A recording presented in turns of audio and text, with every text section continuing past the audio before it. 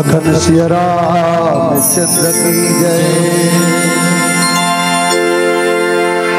ध्यान मूलम गुरुर मूर्ति,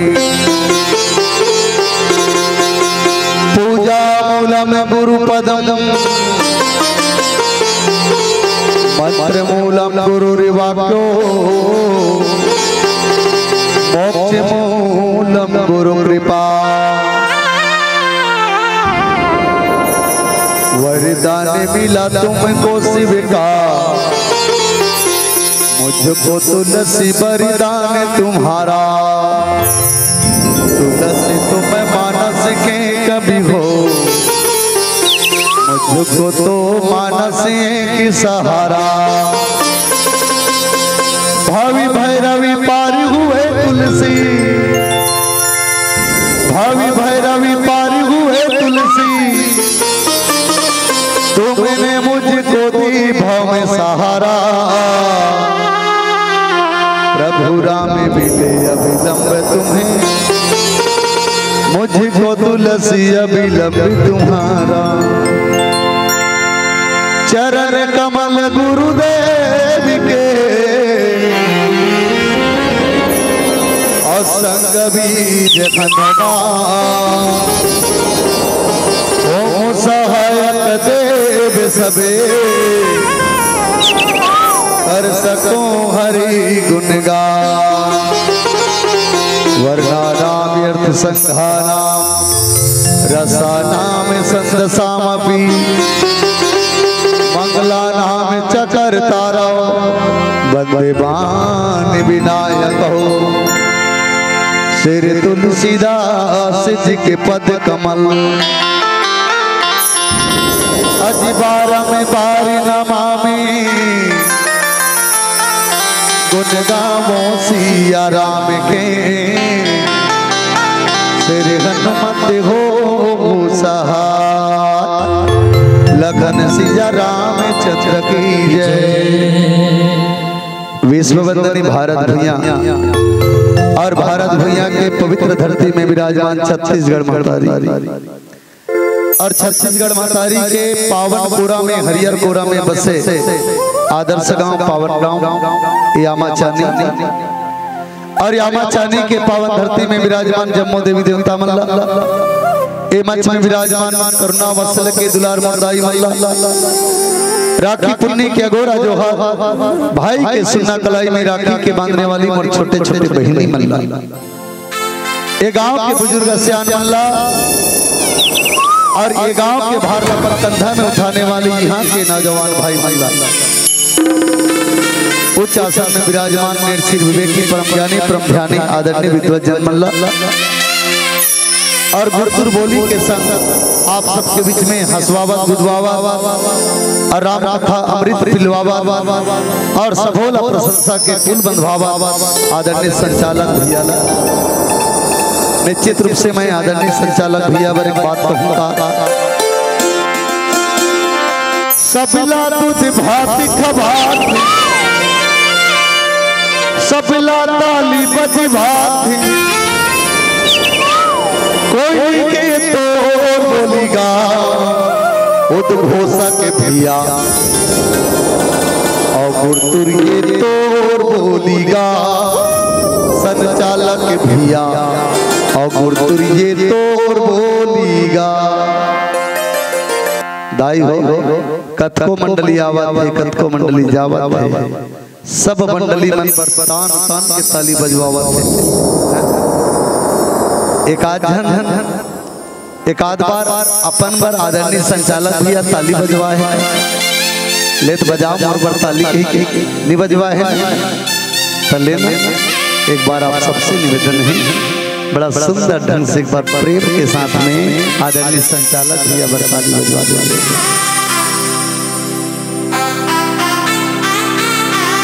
आवाज सज्जनों, आप सबके बीच में रामचरितमानस के तृतीय सोपान तीसरा नंबर के कांड जिला अरण्य कांड करते। अरण्य मतलब होते जंगल, और जंगल में दो चीज मिलते बहनी, एक मिली था साधु या संत, और दूसरा मिली था बड़े बड़े असंत ना। जंगल में जावे तो एक दिन से बड़े बड़े नदियां या पहाड़ एक मिल थे रुख राई और तेंदु और चार ना ना ना रामचरितमानस में पूज्यपाद गोस्वामी तुलसीदास जी है तो नहीं सरिल्ला रामायण के 7 कांड में बांट दी थी। कैसे कैसे बाल कांठ है बाली रसीला जन्म विवाह राम के लीला सुन बालक करी तो तली बाता और मगन हुए गुरु पितुआर माता। बाल कांठला गोड़ की ही अयोध्या कांठला कमर की ही अरण्य कांठला पेट की ही किष्किंधा कांठला हृदय की ही और सुंदर कांठला गला की ही और लंका कांठला मुंह की ही और उत्तर कांठला मस्तिष्क की ही। जेकर चर्चा हो ही आप सबके बीच में पेट के कांठ ना सज्जनों जितना बीमारी मनखे में हावे तो ये पेटे के माध्यम से होते दाई हो। ओकरे से थी बाबा रामदेव है तो रोज दिन दिन टीवी माथे बड़े बिहनिया ले योग करो योग करो योग करो इसे घात होते। लेकिन समझैया मन है समझ थे हमन मूर्ख जे मन हाँ नहीं समझ पान।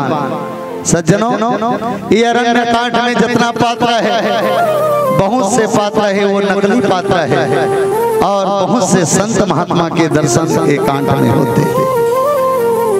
आमा चानी के दाई मल्ला कहूँ मैं यहाँ जावा आवा आप सबला ले चलथन जंगल के यात्रा कराए बर जाओ। दाई मल कहा थे घड़ी में 9 बज चुके हैं और जंगल डहल ले घूम थसगा अति कंधार में जंगल में जाबो झपा जाबो ऐसे।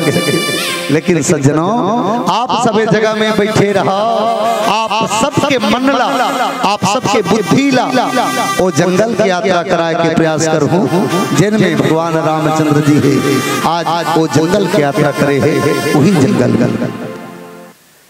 भगवान रामचंद्र जी ये धरती में कोनो कोनो दाई मल्ला पूजबे तक है राम है तो कौशल्या के बेटा बन के ऐसे गा दशरथ के बेटा बन के ऐसे ताका भगवान राम ही कौशल्या के बेटा बने हैं ता अयोध्या छ रही नहीं ना कोनो कोनो मन की यूं तो माता पिता की आज्ञा एक बहाना ही था यूं तो माता पिता की आज्ञा एक बहाना ही था इस मातृभूमि की रक्षा के लिए मेरे राम को 14 वर्ष के लिए वनवास में जाना ही था आवा ए मातृभूमि की रक्षा पर भगवान है तो 14 साल के वनवास निकले राम वनवास नहीं जाती दाई तो कौन जाने पिंडाल सस्तित नहीं सस्तित ना राम अगर वनवास नहीं जाती तो पता नहीं आप हम सब एक जगह बैठते नहीं बैठते राम हम बन की सदाई और राम हम बन से तो हम मन बन आवा भगवान रामचंद्र जी हे अरण्य के जंगल की यात्रा करत है। पूज्यपाद गोस्वामी तुलसीदास जी लिखी दोहा क्रमांक 4 बिनती करी मुनि नाय सिरो कह करी जोरी बहोरी चरण सरोरुहनाथ जनी कब होता जय मति मोर। भगवान रामचंद्र जी है तो अत्रि मुनि के आश्रम में पहुंच चुके हैं। आवा अत्रि मुनि है तो भगवान ला देख के का कहा थे ये प्रसंग में चर्चा हो ही होकर पहली आवा माता रानी के सुंदर से भजन आप सबके बीच में तत्पश्चात राम कथा में चर्चा करबो। बोल लखन से रामचंद्र की जय।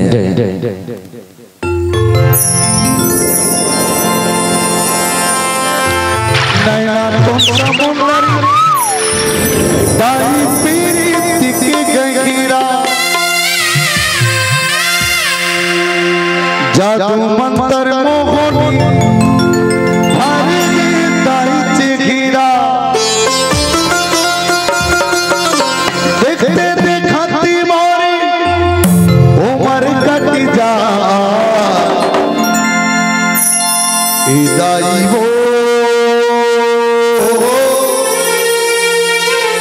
ए दाई वो और दिन ले दाई तोरे माया बढ़ी जा और दिन ले दाई तोरे माया बढ़ी जा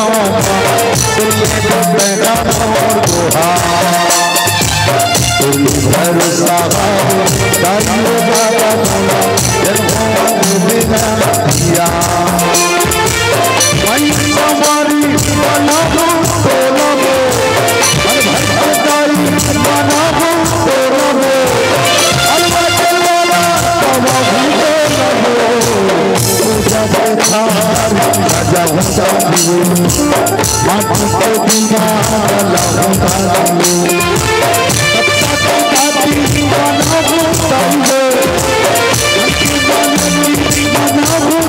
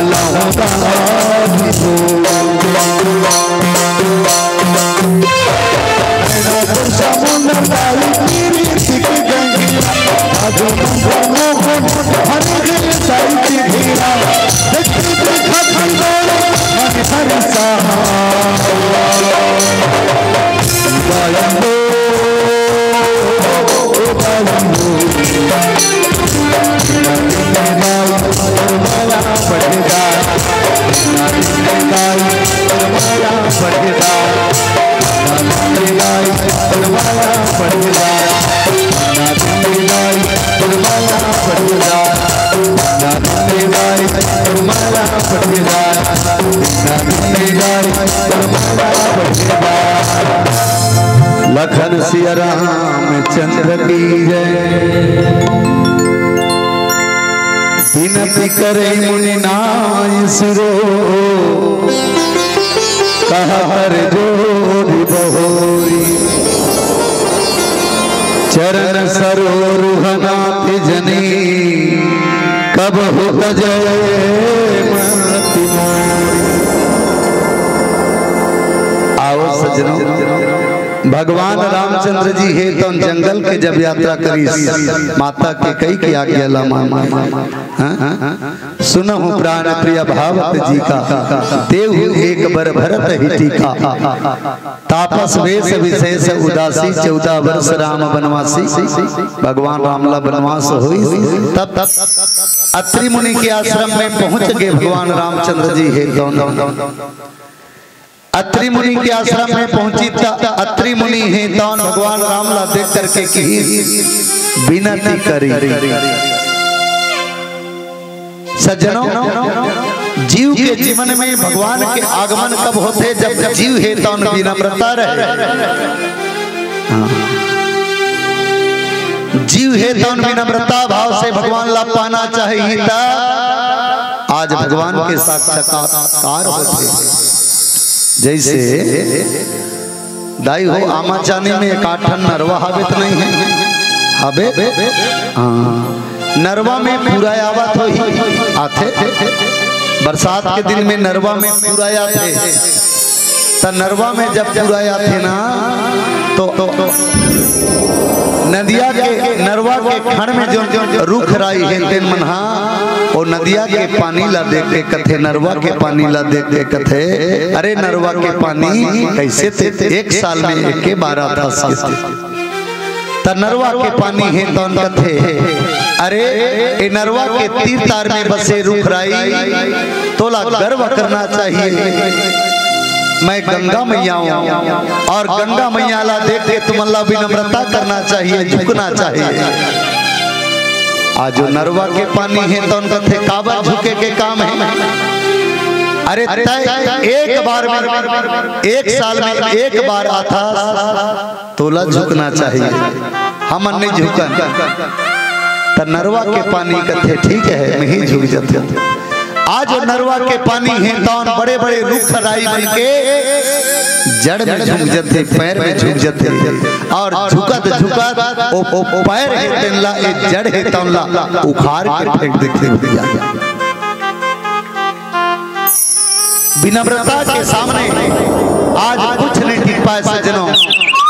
और वही नरवा में छोटे छोटे गोंदला के बूटा रखे दाई ना छोटे छोटे गोंदला के बूटा मन पानी ला देते तहन कथे वाह मैया गंगा मैया आगे गंगा मैया आगे। आज वो गंगा मैया ला देख करके छोटे छोटे बूटा है ते मान अपन माथ ला नवा लेते। जे दिन ले गंगा मैया धारा प्रवाहित रथे ओ दिन तक वो बूटा है ते मान वो गोंदला के बूटा मन अपन माथ ला नवा देते।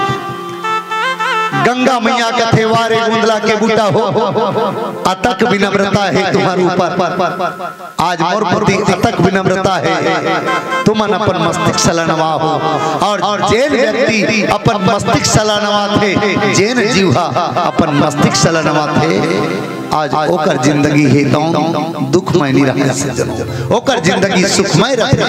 आज वो गोंदला के बूटा है तो मन ज्यों के त्यों बने रहे और कतकी जने गोंदला के बूटा नानी और ये नरवा के खण में जो रुख खरीद के मन कतक जन यहाँ जन आज गंगा मैया है पानी है तो वो रुख लखन के फेंक देते।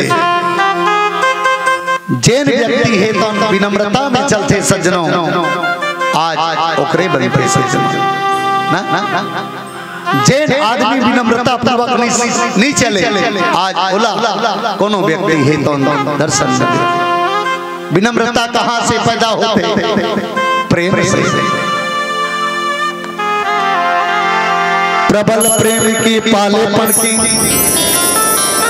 प्रभु को नियम बदलते देखा, अपनी मान भले टल जाए लेकिन भक्ति की मान ना टलते देखा। दाई हो प्रेम के साथ में विनम्रता अगर जुड़ जाए तो निश्चित भगवान के तहुला झुकना पड़ेगी। कोई कभी बढ़िया कथे ए तोले आना पड़ेगी राम, ए तोले आना पड़ेगी राम। अब कौशल्या के कोरा मरोना लइका बन के आए, अब कौशल्या के कोरा मरोना लइका बन के आए। मोर कुटिया के झूठा बोला चीख चीख के खाए। अजी तोर चरण में हाथो हो प्रभु तुल भुआना पड़गी राम, ए तुल आना पड़गी राम, ए तुल आना पड़गी राम। एक झंडाई रहा वो दाई हा रोज दिन अपन गोसैया पतला रोटी रांधे। लइका मन समझिए हो पतला रोटी काला काला कथे वो पतला रोटी पूरी रोटी ना वो गोसाई नहीं तो रोज दिन पूरी रोटी ला बनाए। लेकिन हाँ 5 ठन रोटी ला बनात ले 50 ठन गाली दे। आँखी फूट गए है, मुंह कान टूट गए है, रात दिन मरत है बीमारी के मारे, रोज मरत है बीमारी के मारे। ओकल चल जाती मर जाती कीड़ा परे ऐसे कह के वो दाई हा रोज दिन गाली देती। एक दिन 5 ठन रोटी ला बनात ले 50 ठन गाली दी। अब ये बताओ पढ़िया लेका मन हा 5 ठन रोटी के बनात ले 50 ठन गाड़ी दी ता 1 ठन रोटी में के ठन गाड़ी दी सोही। 5 ठन रोटी बनात ले 50 गाड़ी ता 1 रोटी बनात ले के गाड़ी दी सोही। 10 ठन गाड़ी आमा चानिक मन गणित में ज्यादा होशियार। हाँ तब वो दाई है तो रोटी ला बनाए रहा ओती बेर ओकर गोसैया है तन खेत ले और कथे रोटी चूर के खाऊ रोटी लग जाना। आज ओकर गोसई नहीं तेन हड़बड़ करत करती अब पीढ़ा में रोटी ला मड़ा दी। जैसे वो गोसैया है तो रोटी ला एक टुकड़ा खाए रही से और रोटी है तो हाँ गाड़ी देख चालू कर दी। काबा 1 ठन रोटी में के ठन गाड़ी मिला है 10 ठन गाड़ी मिला है और रोटी है तो गाली के खुशबू है तो उड़े चालू हो गया। आज भैया कहते रोटी नहीं मीठा है कैसे गुस्सा गुस्सा लगा थे रोटी घुसेन ऐसे करबो ये रोटी ला वापस ले जा। वो रोटी ला वापस ले गई भैया और ले के बाद में रसोई घर में तवई के ऊपर में मना दे दी। बे एक ठन करिया कुकुरहा रसोई रूम में रिंगी और रोटी ला देख के दौड़ी और रोटी ला देख के दौड़ी तहन जाके रोटी ला दबोच डारी और दबोच के एक टुकड़ा करी अब मुंह कर लगे रही और रोटी के खुशबू का खुशबू अभी बताऊं दाई वो रोटी में का के खुशबू है गाली की खुशबू है। वो कुत्ता घलो रोटी ला लिखे दाई मन कतनो करू रहा है करेला सब्जी है ना, लेकिन दाई मन जब करेला सब्जी ला प्रेम के साथ में बनाते वारे करेला सब्जी कितना मीठा लगता है। लेकिन कुमड़ा तक मीठा रहते कुमड़ा कितना मीठा है। आज सज्जनों हम हमर दाई नहीं जब बोला गुस्सा के साथ में कुम्हड़ा बना ही ना तो कैसे लागते वो कैसे लाग 55 लाख ये प्रेम के साथ में आज अत्रि जी महाराज है तो प्रेम के साथ में वो परमात्मा ला बुला है। अब प्रेम के साथ में कहा थे विनती करी मुनि नाई सिरु, आज विनती करते और कहा का है चरण सरोजर नाथ जनी कबहु तजय भक्ति मोहि। आज अत्रि जी महाराज है तो भगवान रामला कहा थे हे प्रभु आप हमेशा मोर बुद्धि में रहो। सज्जनों परमात्मा है तो व्यक्ति बुद्धि में बसाना चाहिए, लेकिन आज उल्टा होते भैया। आज व्यक्ति है तो मनहा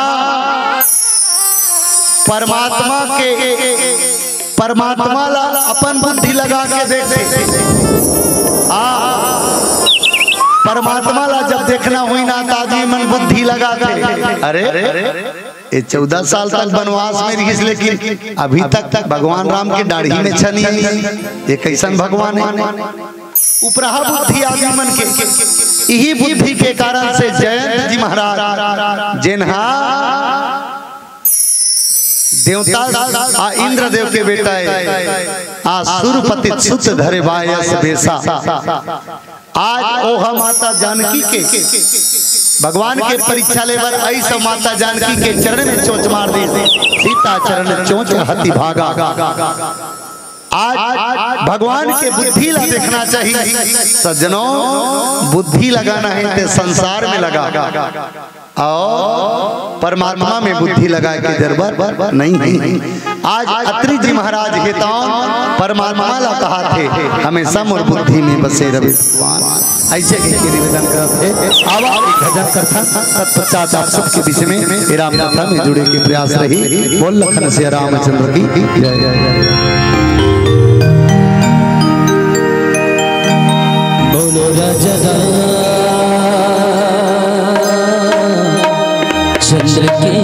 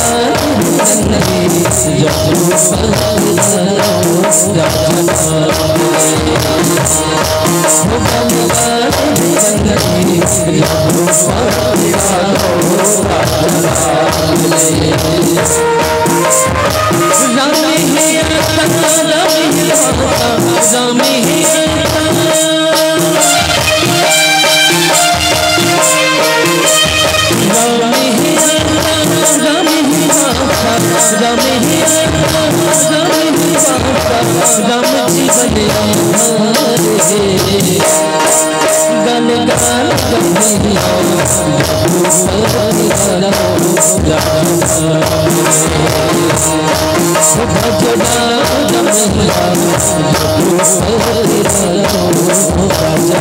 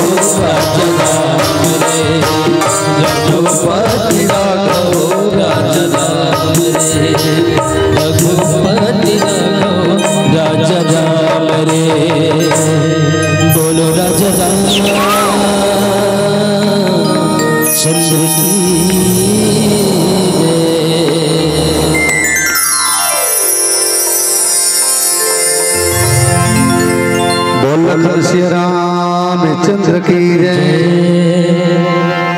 विनती करे मुनि नागे सिरो कह कर जोरी बहोरी। सज्जनों, अत्रि मुनि के पत्नी के नाम है अनसुईया। अत्रि मुनि है तो एक बात याद करते काला भगवान राम कोने की ही धर्म है। और अत्रि जी महाराज है तो गौतम ऋषि ला याद करके सोचा कैसा गौतम नारी सापी बसी हृदय धरहु कुछ भी चरण कमल रज चाहती कृपा सिंधु रघुवी। अत्रि महाराज और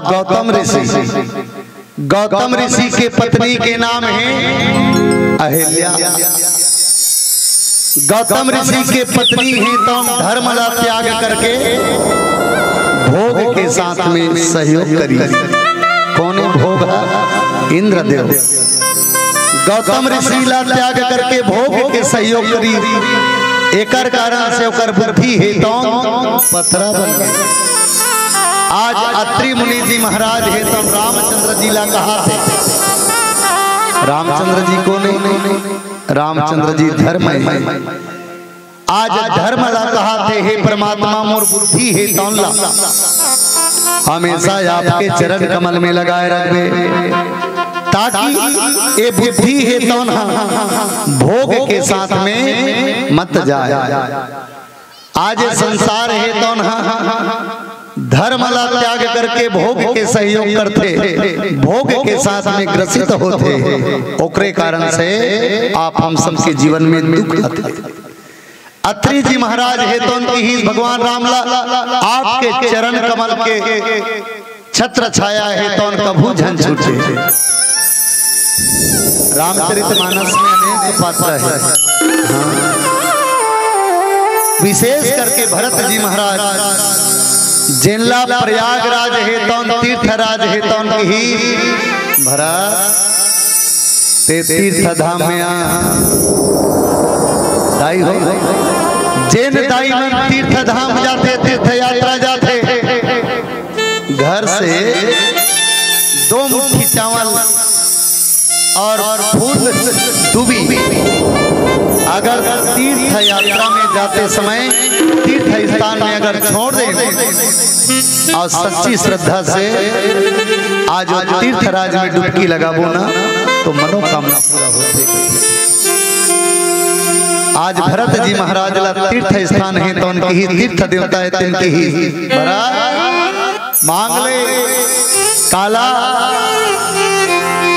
अरधन धर्म न मेरी जी गति न चाहो निर्वाण जन्म जन्म रति राम पदे यह वरदान नया। भरत ते तीर्थराज में आते अर्थ मांग ले, पैसा कौड़ी रुपया धन दौलत मांग ले। भरत हिस नहीं रहा धर्म ला मंगले भरत की तब भरत जी की हिस नहीं। महाराज जे धर्म के कारण से राजा दशरथ अपन प्राण ला दे दिए। आज ऐसा धर्म नहीं चाहिए तो कि काम मांग ले। एक काम ही व्यक्ति ला पतन की ओर ले चलते। महाराज बोला काम नहीं चाहिए। दाई हो मान के चलो तू मन ला मांगेल कही राम ला मांगो नित काम ला मांगो कहित काला मांगो काम राम तैसे करहु। आमा चाली वाली बहनी मन काली अपन अपन घर में तारा लगा हो और हमार गाँव तन जंगल है वहाँ जंगल में यात्रा करे बढ़ जाओ वहीं से राम बनी। सज्जनों राम है तो घर बैठे मिल सकते आप सब। एक काम ला त्यागना है और काम है तो धर्म की रास्ता में रुकावट करता है। तब भरत जी महाराज की ही मोला अर्थ नहीं चाहिए, मोला धर्म नहीं चाहिए, मोला काम नहीं चाहिए, अब मोला मोक्ष नहीं चाहिए। अब बताओ एक मोक्ष ला स्वर्ग कथे दाई हो। आदमी ये लोग से वो लोग जाते तेला स्वर्ग कथे और दूसरा ला कथे मोक्ष। तो आमा चाहने वाली मन स्वर्ग जाना चाहो कि मोक्ष धाम जाना चाहो? कहा जाना चाहो? सज्जनों भरत जी महाराज की ही न मूला स्वर्ग के सुख चाहिए न मोक्ष के सुख चाहिए। तब भरत तो का चाहिए? तब भरत जी महाराज की इसका जन्म जन्म रति राम पदे यह वरदाने नया। महाराज बोला जन्म जन्म परमात्मा के चरण मिल जाए। देखो दाई जेकर मुड़ी में परमात्मा के हाथ है, जेकर मुड़ी में परमात्मा के पैर है, वो व्यक्ति ला कहीं धन लागी, वो व्यक्ति ला और कहीं चीज लागी। एक ठीक कथा याद आता, अत्रि मुनि जी महाराज हे परमात्मा ला चरण मांगा थे। एक ठीक कथा याद आते का कौरव और पांडव की लड़ाई चालू होना रही। एक रात बाँचे रही कौरव और पांडव की लड़ाई काली चालू होना है। वही रात्रि भगवान के सौ पर भगवान कन्हैया दुर्योधन सबसे पहले पहुंच गए। दुर्योधन की और भगवान कृष्ण के सिराना के सामने जाके बैठ के भगवान कन्हैया सोए रहा है और दोनों हाथ लजोड़ के दुर्योधन बैठे। कुछ देर के बाद में अर्जुन भगवान कृष्ण के गोरतरिया में जाके बैठ गए। अब बताओ भगवान कन्हैया के आंखी खुली, सबले पहली कौन ला देखी सोई भगवान कन्हैया? दुर्योधन ला कि अर्जुन ला? कौन ला देखी सोई? कौन ला देखी? अर्जुन ला ना।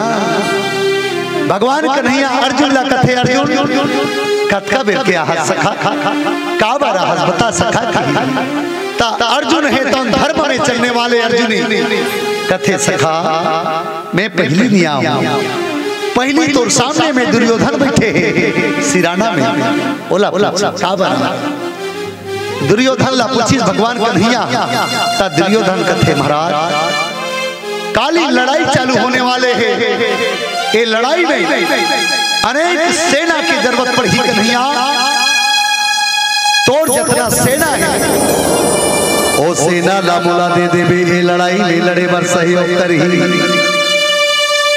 भगवान कन्हैया की बस तोला सेना चाहिए ना? ठीक है जितना सेना है तोला काली सुबह मिल जाएगी और पक्ष में लड़ी। अब अर्जुन ला पूछी अर्जुन बता सखा तोला काला अर्जुन की कन्हैया मोला कुछ नहीं लागे कन्हैया केवल तोर चरण ला मोर रथ में रख देवे कन्हैया और मोर रथ के सारथी बन जावे ताकि मैं लड़ाई लड़ सकूं कन्हैया मोर सारथी बन जावे। दाई हो फैसला करो अर्जुन बने मांगीस की दुर्योधन बने मांगीस? अर्जुन बने मांगी ता जेकर पांव जेकर सर में है बता वो कोई व्यक्ति मार सकते? परमात्मा है ओकर सारथी बने हैं का ओला दुर्योधन जी से पापी लड़ाई में जीत सकते? नहीं जीत सकते सज्जनों। आज अत्रि जी महाराज है तो भगवान राम ला कहा था प्रभु चरण सरोरु भनाथे जने कबहु तजय मति मोह। आखिर ये मति में अत्रि जी महाराज मति में भगवान ला बसेला कहा थे काबा ये मति में कौन बैठे आके? ए मति में सरस्वती आके बैठे काका मंत्रा के। अरे वो मंत्रा योग के कई के मति में सरस्वती आके बच गए और यही सरस्वती हा कुंभकर्ण के मति में जाग बस। कुंभकर्ण हा भगवान ब्रह्मा ला प्रसन्न करी सकते हो। भगवान ब्रह्मा प्रसन्न हो इसना तक कुंभकर्ण लगी बेटा कुंभकर्ण मांग बेटा आशीर्वाद मांग मैं तुला आशीर्वाद दे पर तैयार तक कुंभकर्ण का मांगत रही से हे ब्रह्मदेव मोला इंद्रासन दे दे। ये सोचत नहीं मोला इंद्रासन दे दे ऐसे कहने वाला रही ओतकी बेर कुंभकर्ण के मति में सरस्वती बस अब कुंभकर्ण है तो बोलिस का हे ब्रह्मदेव मौला निद्रासा दे दे। क्या मांगी? मौला निद्रासन दे दे। इंद्रासन के जगह में निद्रासन। जेकर मति में भगवान नहीं बैठे, जेकर मति खाली है ओकर मति में आज अनेक प्रकार के बस्ते सज्जनों और मति का लागत है ये मन लागत है। तो ये मन है तो अल्लाह परमात्मा के चरण में जोड़ के रखन। आज अत्रि जी महाराज विनती करी मुनि नाम सिरु। आज विनती कर करके आज अत्रि जी महाराज ये तो आज भगवान ला कहा थे कि आप और मति में बसो, आकी खाली मति में शैतान वास्ते प्रभु आप और मति में बसे रहो। ऐसे आप हम सबकी मति में वो परमात्मा दिन और रात बसे रहे और हमेशा राम कथा होवत रहे। और हमार जैसे वक्ता हमार जैसे छोटे वक्ता मल्ला भी राम कथा के कथा गुणानुवाद करे के सुंदर मौका मिलत रहे। और आवो पीला बत्ती के संकेत के संग एक गीत आप सबके बीच में तत्पश्चात वाणी विराम।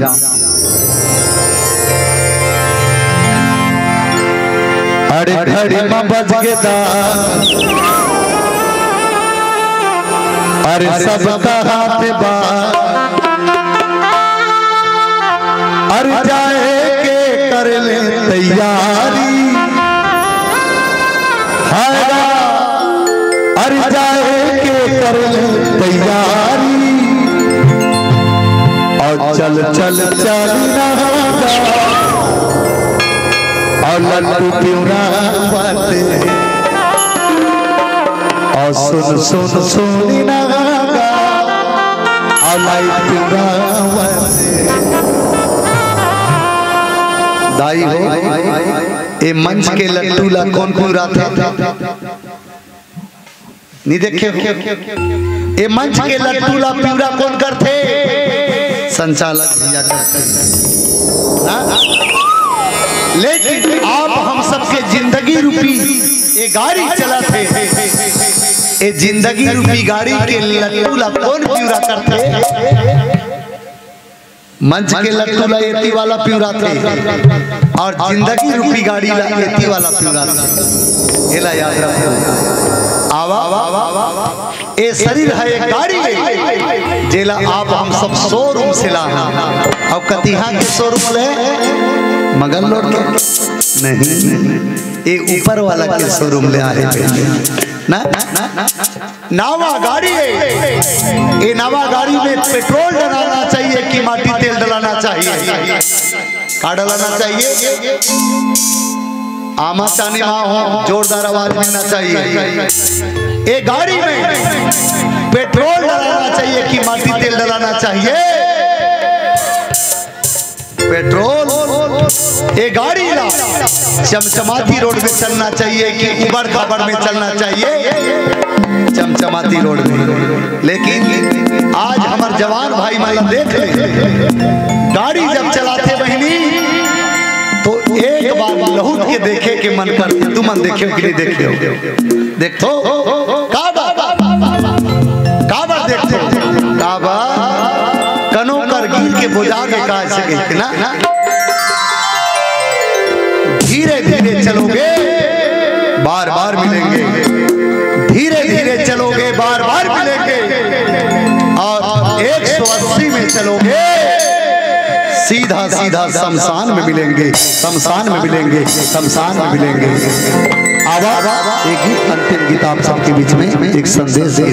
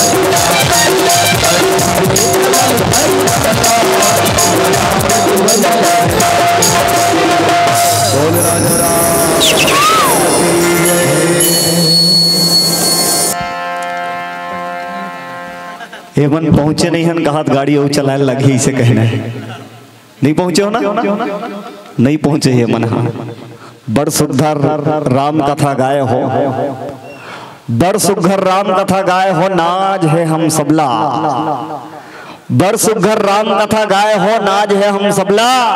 फिर ये मंच में भारी घटके है राकेश भाई के तबला, भारी घटके है राकेश भाई के तबला। एक बार जोरदार राकेश भाई पर ताली बजा दो। हमारे क्षेत्र के ऐसे फनकार है जेन जब धुन में आ जाते ना का करो नहीं सुने, मंच में जब तबला के डग्गा बस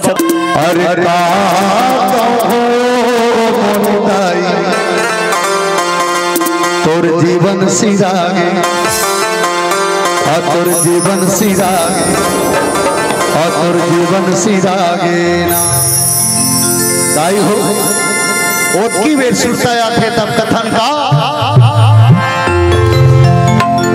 मरने के दिन में बिस्तर तारी और जीवे खातिर चिल्ला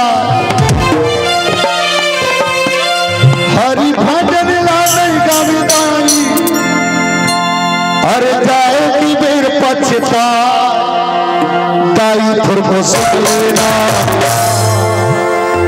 और बहिनी थोड़ को सुन लेना पाछू जाए की बेर पछता देगा हाथ मत लेना पाछू जाए की बेर पछता देगा हाथ मत लेना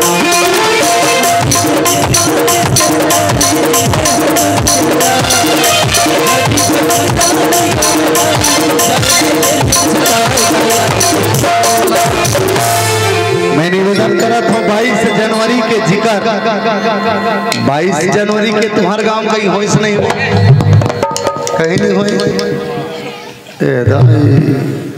होई से ए लड़का आगू बैठे कहीं नहीं होई का होई से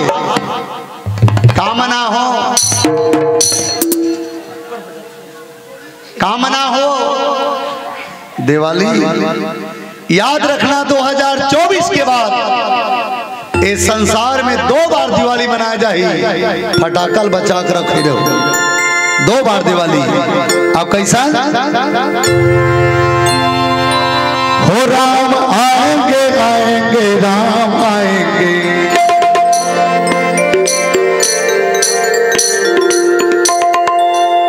इसलिए सुखा मनाऊंगा दिवाली नहीं तो फिर चालू हो जाए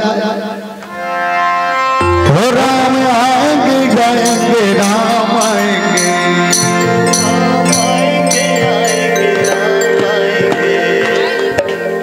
एती बने दिवाली मना थे अब एती एक दिन लेट है एमन सुरहोती मना थे आज।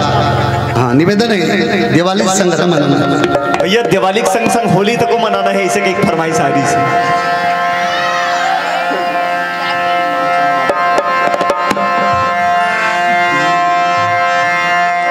हो राम आएंगे जाएंगे राम आएंगे राम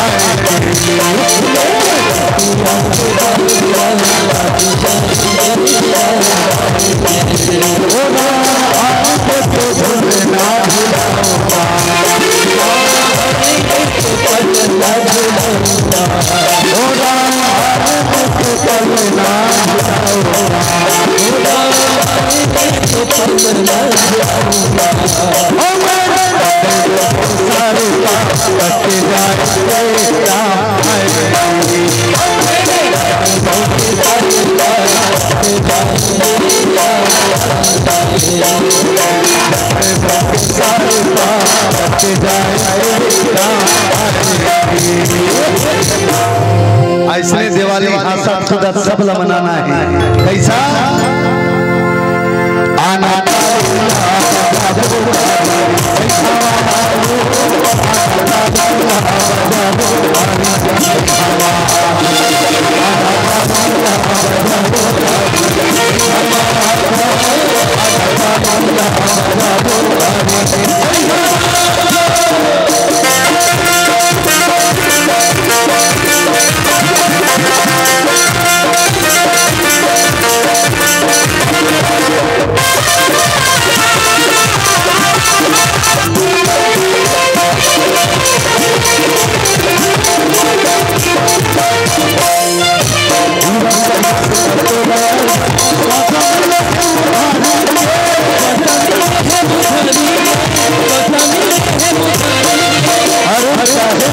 किशमिश खा ले, अरे चाहे काजू किशमिश खा ले, चाहे काले बादाम, चाहे सोना और चांदी के महल बना ले, लेकिन ईमान से कहा तो नहीं बचा सका ये तो प्राण। दुनिया में है बहनी सब चीज के गारंटी गारंटी गारंटी, लेकिन याद रखिए ये मानव तन की गारंटी दे दी जाती है। ओ सच्ची कथों का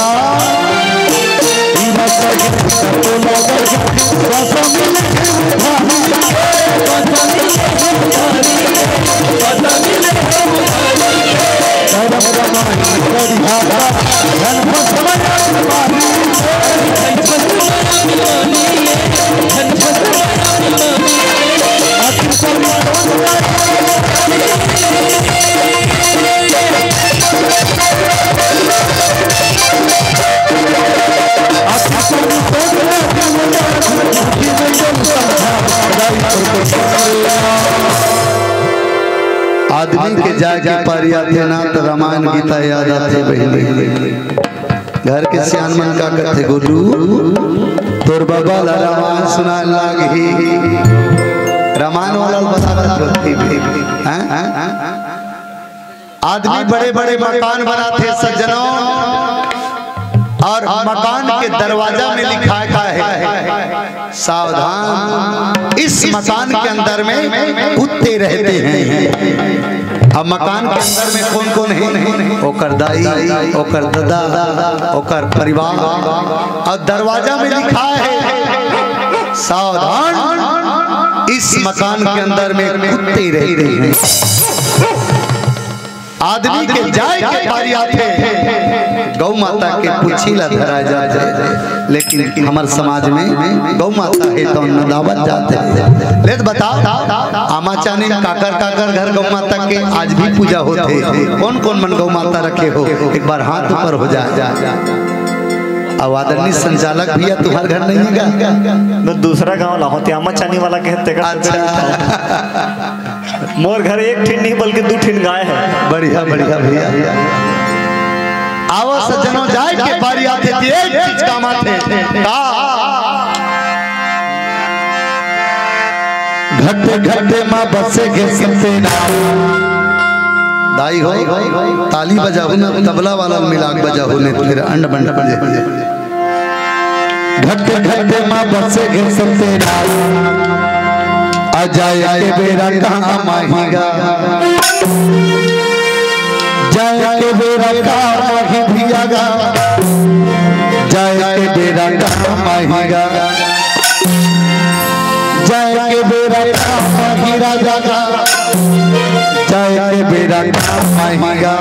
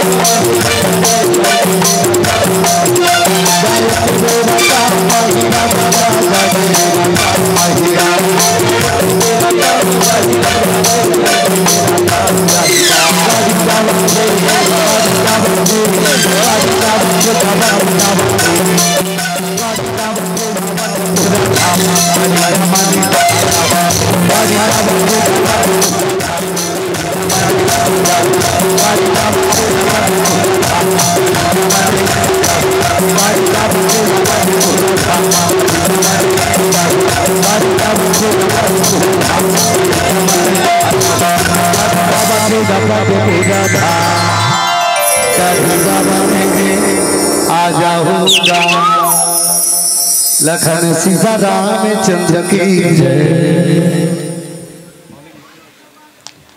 बर्मन जी के का औ हो जाती सही से कहा था आयोजक समिति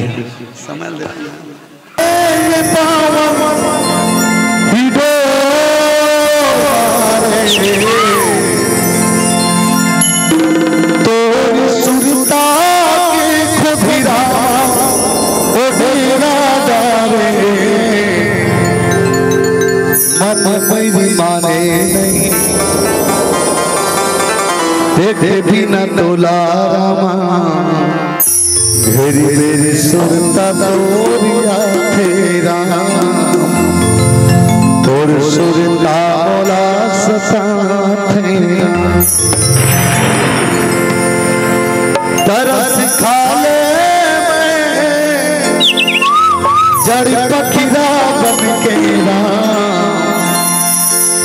मजा नहीं लागेगा मजा नहीं लागेगा मजा नहीं लागेगा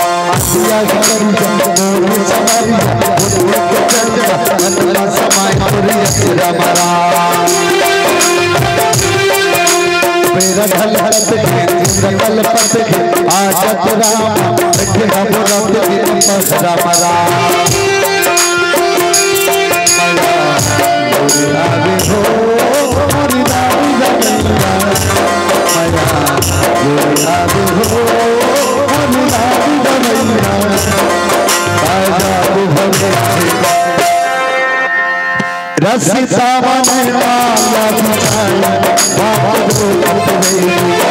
रसिता मन लाला बिछाया बाबा सन के देखा अब हो याद बनेगा सन के देखा अब हो याद बनेगा काजात भरे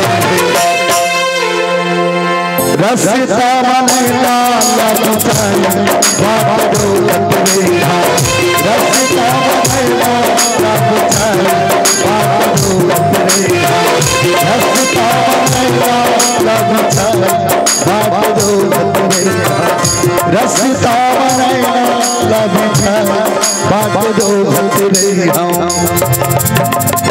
लखन सीता राम चंद्र की जय।